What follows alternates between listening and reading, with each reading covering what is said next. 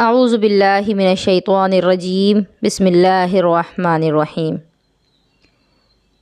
अस्सलातु वस्सलामु अलैका या रसूलल्लाह व अला आलिका व अस्हाबिका या हबीबल्लाह। तो चलिए फिर शुरू किया जाए। आज कोई जुमला बताएंगी। पहले कोई एक जुमला बताइए उर्दू का, उसको मैं लिख कर बताती हूँ और फिर मैं पूरा कायदा बताऊंगी कि आप हिंदी की मदद से उर्दू कैसे सीख सकती हैं।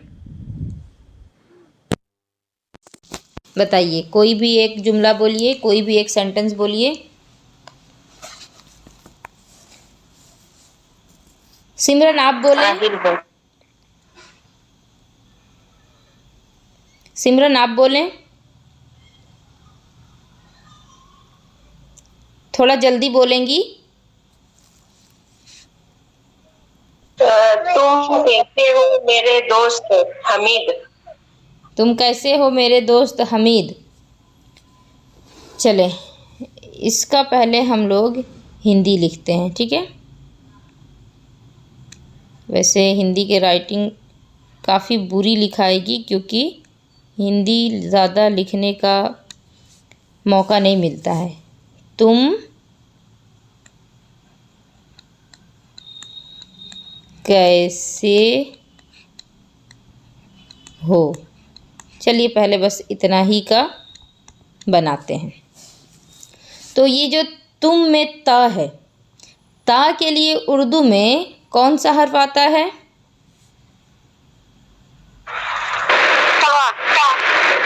अलिफ बा ता, ठीक है। और ये जो ता जो है हिंदी का, इसमें जो ऊकार है, इसके लिए कौन सा हम सिंबल इस्तेमाल करेंगे? पेश, ठीक है। ता पेश तू हो गया। और ये माँ के लिए मीम ता पेश तू जोड़ मीम साकिन। अब इसको जब हम मिला करके लिखेंगे तो क्या ये ता जो है ये इस तरह लिखा जाएगा, पूरा ता और फिर ये पूरा मीम, ऐसे लिखेंगे क्या?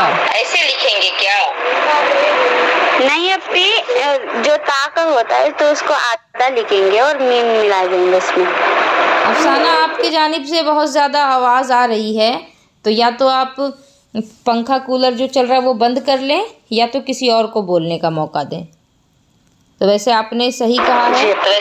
ये जो ता है, ता का सिर्फ हमें सर जो है, ये शुरुआत का हिस्सा जो है, बस ये लिखना है, ठीक है। ता का एक शोशा बना दिया, उसके ऊपर ता के दो नुक्ते। अब ये मीम जो है, क्योंकि ये आखिर में आ रहा है और आखिर में जो भी हर्फ आता है उसको पूरा लिखा जाता है, ठीक है।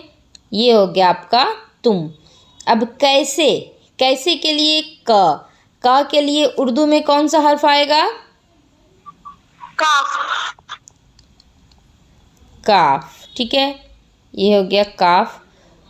और का के ऊपर जो आई कार दिया हुआ है, इसके लिए उर्दू में कौन सा सिंबल इस्तेमाल होता है?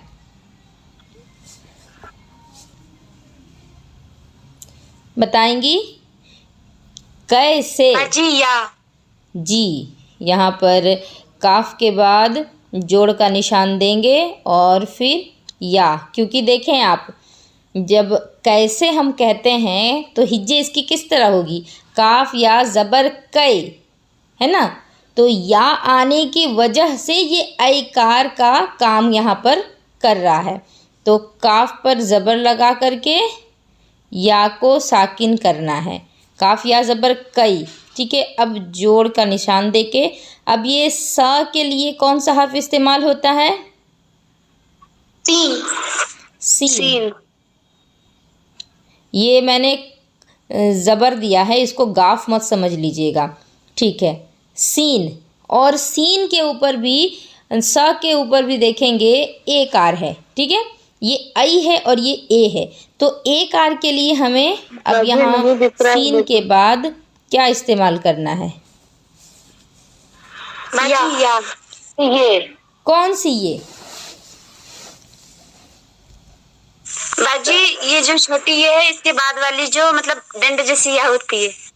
हाँ, ये लंबी वाली ये। ठीक है, अब इसको आपकी ज़ुबान में जो भी बोला जाए, छोटी ये, बड़ी ये, चाहे जो भी बोलें। तो अब इसको जब हम मिलाएंगे तो ये लिखेंगे किस तरीके से? क्या इस काफ को पूरा लिखा जाएगा? इस या को, सीन को, या को, सबको पूरा पूरा लिखेंगे? नहीं बाजी। एक मर्तबा देखें, अगर मैं इनको पूरा पूरा लिखती हूँ, काफ, फिर या, फिर सीन और फिर ये। अब बताइए, ये आप पढ़ेंगी या इसको कहेंगी कि किसी बच्चे ने यहाँ ड्राइंग बना दी है? आखिर ये पढ़ने में तो नहीं ना आएगा। तो इसी वजह से उर्दू को इस तरह से पूरे पूरे हुरूफ में नहीं लिखा जाता। ठीक है, हर हर्फ का एक अलामत बना लिया गया है और उसी अलामत का इस्तेमाल किया जाता है जब हम उर्दू लिखते हैं पूरे जुमले के साथ। सिर्फ एक हर्फ लिखना रहेगा तब तो वो हर्फ जिस तरह से है पूरा उसी तरह लिखा जाएगा, अलिफ से या तक, अलिफ, बा, ता, जिस तरह से है। लेकिन जब हम लोगों को उर्दू में कोई चीज़ लिखनी है तो उसमें अलिफ से या तक के जितने हुरूफ हैं उनको अगर पूरा पूरा लिखने लगें तो देखिए यहाँ बस मैं क्या लिखी हूँ, कैसे, पर इसको कोई भी नहीं पढ़ सकेगा कि ये क्या लिखा हुआ है। लेकिन अगर मैं इसी में ये काफ है, काफ का जो आगे का हिस्सा है, काफ का सर जो है, सिर्फ इतना मैं ले लेती हूँ। ठीक है, उसके बाद ये जो या है, या के लिए अलामत बनाई गई है 2 नुक्ते। दोनों या के लिए उर्दू में 2 नुक्ते इस्तेमाल किए जाते हैं। और फ़र्क होता है किस तरह से, जब ये बड़ी या जब रहेगी तो क्या करते हैं कि इसको खींचा जाता है और छोटी या को खींचते नहीं हैं, तो वो अलग सी बात है। लेकिन अब यहाँ पर आप किस तरह से बनाएंगी, काफ के बाद आपको इस या की अलामत जो 2 नुक्ते हैं वो देनी है। काफ के बाद एक शोशा आपने दिया, इस शोशे के नीचे 2 नुक्ते दे दिए या के। फिर सीन जो है इसको भी पूरा नहीं लिखा जाएगा, तो सीन का भी सिर्फ हमको क्या करना है, शोशा 3 जो है सीन का, बस ये शोशे लेने हैं। इसके बाद अब ये या जो है इसके भी 2 नुक्ते चाहिए, लेकिन इसके 2 नुक्ते के साथ ये 2 नुक्ते इस या के उस वक्त आएंगे जब या बीच में आएगी। लेकिन आप देखें कि यहाँ ये या जो है लास्ट में है और इसके बाद कोई हर्फ नहीं है, तो अब हम इस या को पूरी तरह से लिख सकते हैं इस तरह करके। तो अब ये हम पढ़ सकते हैं कि इसको लिखा गया है कैसे, है ना। लेकिन अगर सारे हर्फों को पूरा पूरा लिख रहे थे तो क्या इसको पढ़ा जा सकता था? कोई देखने वाला देखेगा तो कह देगा कि ये तो किसी बच्चे ने ड्राइंग बना करके रखी हुई है, इसको तो पढ़ा नहीं जा सकता। ठीक है, अब आप लोग अपनी अपनी कॉपी निकालेंगी और मैं जिस तरह से बताती जा रही हूँ वो सब अपनी कॉपियों में नोट करती जाएंगी। कॉपी पेन लेकर के बैठना था, मैंने पहली क्लास में ही आप लोगों को ये बात कह दी थी। तो चले, अब जैसे भी हो, सबसे पहले हम लोगों को हुरूफ सीखने हैं। ठीक है, ये है आपका क, हिंदी का, हिंदी का बैक चला गया। आवाज़ क्लियर है ना? मैं कलर ले लूँ सही। देखिए, सबसे पहले कॉपी निकालें और लिखें आप सभी क। क के लिए उर्दू में कौन सा हर्फ इस्तेमाल होता है? काफ। ठीक है, फिर लिखें ख। ख के लिए कौन सा हर्फ इस्तेमाल होता है? तो का जोड़ हा, ये इस्तेमाल होता है। ठीक है, क, ख, इसके बाद कौन सा होता है? ग। ग के लिए उर्दू में आएगा गाफ। ग के बाद क्या आता है? घ। घ के लिए उर्दू में क्या आएगा? गाफ जोड़ दो चश्मी हा। समझ में आ रहा है सभी को? अभी मैं बताऊंगी, जी अपी। अभी जिस तरह लिखा रही हूँ लिखती जाएंगी। इसके बाद क ख ग घ, उसके बाद जो अंगा है उसको छोड़ देंगी। इसके बाद क्या लिखेंगी? च। च के लिए कौन सा हर्फ इस्तेमाल होता है? चा। उर्दू का चा। च के बाद आता है छ। ठीक है, छ ऐसे ही लिखते हैं ना। छ के लिए क्या क्या इस्तेमाल होता है? चा जोड़ हा। ये हो गया छ के लिए। च छ, इसके बाद क्या आता है? ज। तो ज के लिए उर्दू का आता है जीम। ज के बाद आता है झ।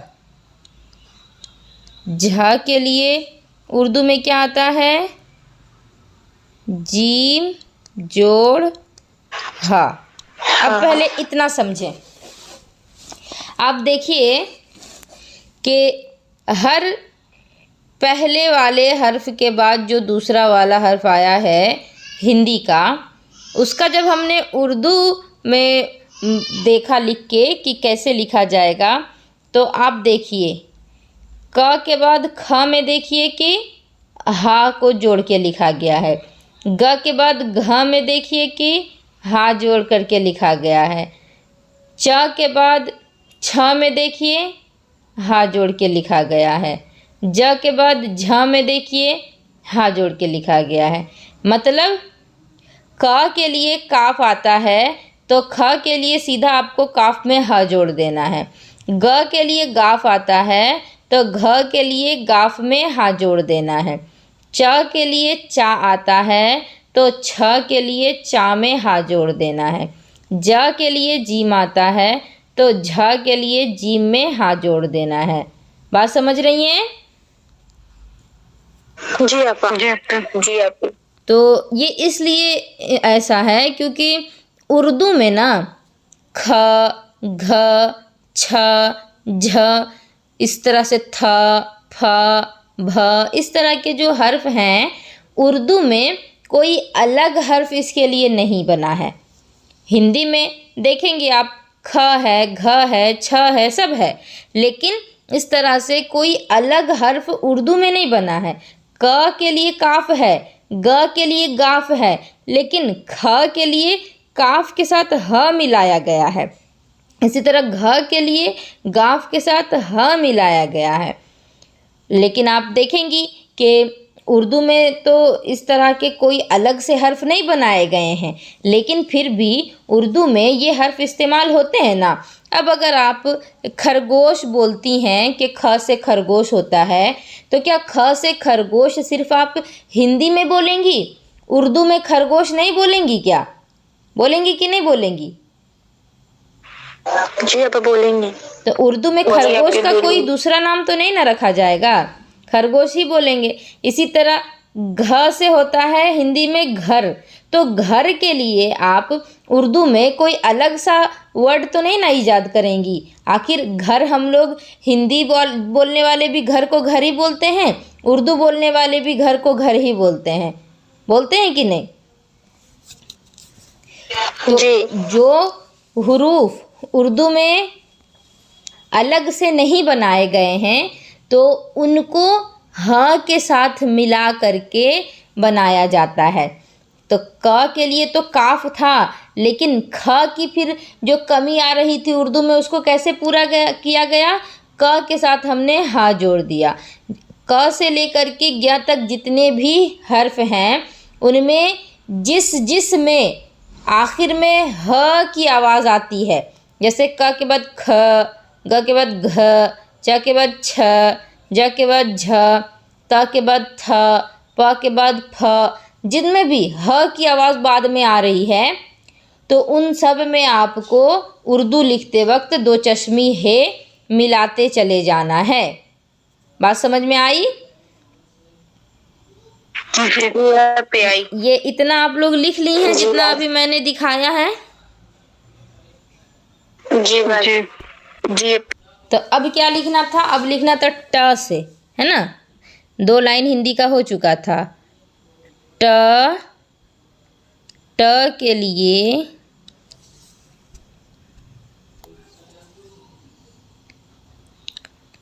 लिए आता है हमारा उर्दू में टे, ठीक है।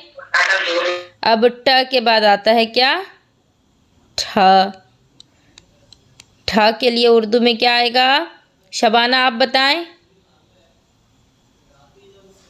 शबाना आप बताएंगी? जी आपा, ट जोड़ ह। ट जोड़ ह, ठीक है। अब सिमरन आप बताएंगी? ट ठ, इसके बाद ड, ड ऐसे ही लिखते हैं ना हिंदी में? जी आपा। जी बाजी। बताइए सिमरन, आप बताइए ड के लिए उर्दू में कौन सा हर्फ आएगा? डाल आएगा। डाल आया। ड के बाद आता है ढ, ढ से ढक्कन, ठीक है। तो अब ये बताइए कि ढ लिखने के लिए उर्दू में हमको क्या करना पड़ेगा, क्या जोड़ना पड़ेगा डाल के साथ? ये डाल तो रहेगा, इतना तो पता है। डाल के बाद क्या रहेगा? हा रहेगा। डाल जोड़ हा बराबर क्या हो जाएगा? ढ, ट ठ ड ढ न। तो न के लिए सिर्फ क्या करना है हम लोगों को? चाहे कोई सा भी ना हो, सिर्फ नून रहेगा। ट ठ ड ढ न। इसके बाद क्या आता है? इसके बाद आता है त। त के लिए उर्दू में क्या आएगा? ते, ठीक है। अभी पहला जुमला भूल गई तुम कैसे हो? ता के बाद हिंदी में क्या आता है? थ। तो थ के लिए क्या करना होगा? बोले, जल्दी जल्दी बोले, वक्त नहीं है। ता जोड़ हा, ये हो जाएगा ना था। द होता है द, त थ के बाद आता है द। आप लोग हिंदी नहीं जानती हैं? द के लिए क्या आएगा?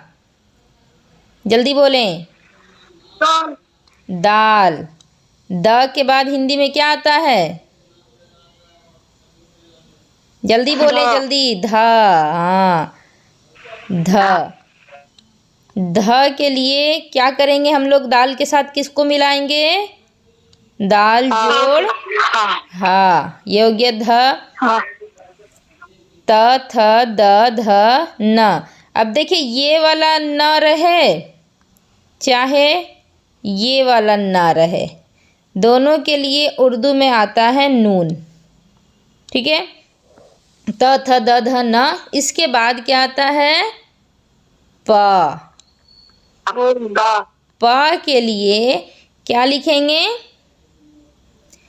जल्दी बोलें। पे, ठीक है। प के लिए पे। प के बाद क्या आता है? फ। फ के लिए पे जोड़ पे जोड़ है फ। प फ। इसके बाद क्या आएगा? इसके बाद आएगा ब। ब के लिए उर्दू में कौन सा हर्फ आएगा? जल्दी बोले, जल्दी। बे। ब के बाद क्या आता है हिंदी में? भ। भ, ठीक है। भ के लिए क्या क्या लिखते हैं बे के साथ? बेजोड़ है। देखिए कितना आसान है ना उर्दू, कितना आसान है। अगर आप हिंदी जानती हैं तो उर्दू आपके लिए बाएं हाथ का खेल है।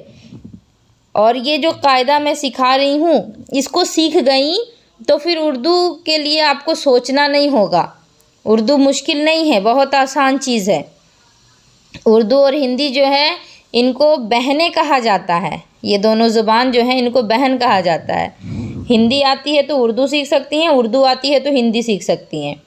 ठीक है, इसको भी नोट कर लें अपनी कॉपियों में। जो हरूफ उर्दू में मौजूद होते हैं और उनके लिए हमारी हिंदी में अगर कोई हर्फ नहीं है तो उससे मिलता जुलता जो हर्फ है ना, उसी के नीचे नुक्ता लगा देते हैं। जैसे फ़ की बात आप कही हैं कि फ के लिए आपके स्कूल में पा जोड़ हा नहीं लिखाता, क्या लिखा जाता है? ये फ लिखाता है ना। अब आप ये बताएंगी मुझे कि जब आपको फल लिखना होता है, फल, तो क्या आप ये फ और लाम लिखती हैं? बोलिए। नहीं बाजी। क्या लिखती हैं? यही वाला फ लिखती हैं ना, और इसके साथ लाम लिखती हैं। हाँ जी। तो ये फ़ा जो है ना, ये कब इस्तेमाल होता है? जब हिंदी के फ़ा के नीचे जब एक छोटा सा नुक्ता होगा ना, तो ये फ़ इस्तेमाल होगा, समझी? इसी तरह से जब क के नीचे छोटा सा नुक्ता होता है तो बड़ा काफ इस्तेमाल होता है। ठीक है, जब ख के नीचे छोटा नुक्ता होता है तो ये ख़ा इस्तेमाल होता है, समझी? जी। हाँ, तो यही बात है और कुछ अलग से नहीं है। तो कहाँ तक मैं लिखाई आप लोगों को अभी? भा तक। प फ ब भ म। अब आएगा म। म के लिए क्या आएगा? मीम। ठीक है, और या के लिए क्या आएगा? सिंपल, ये वाला या लिखें चाहे ये वाला या लिखें, है ना। या के बाद क्या होता है हिंदी में? रा। रा के लिए क्या लिखते हैं? रे, है ना। र के बाद आता है ल। ल के लिए क्या लिखते हैं? लाम। य र ल व के लिए क्या लिखते हैं? वाव। अब ये वाला स होगा तो छोटी सीन, और ये वाला श होगा तो बड़ी शीन। ठीक है,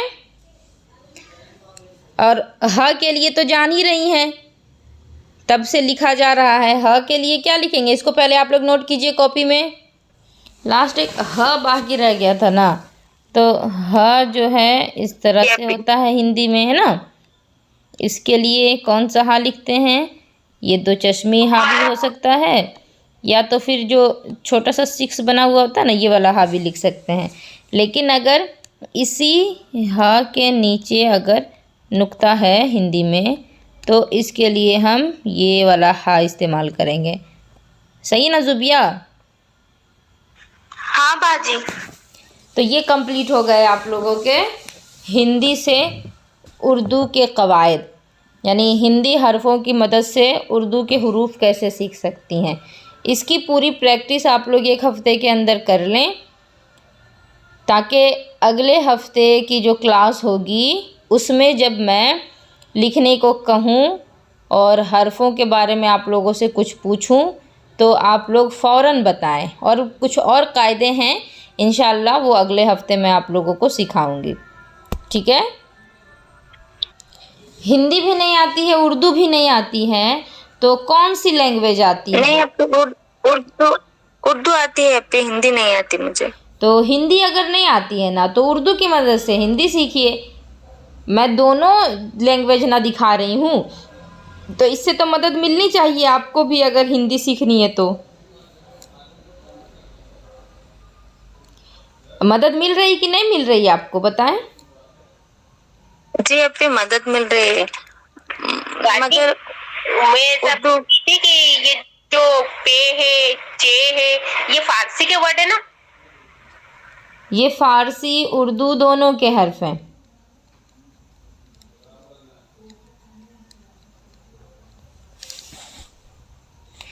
चले ठीक है, अल्लाह ताला आप सभी को इल्म नाफ़े अता फ़रमाए।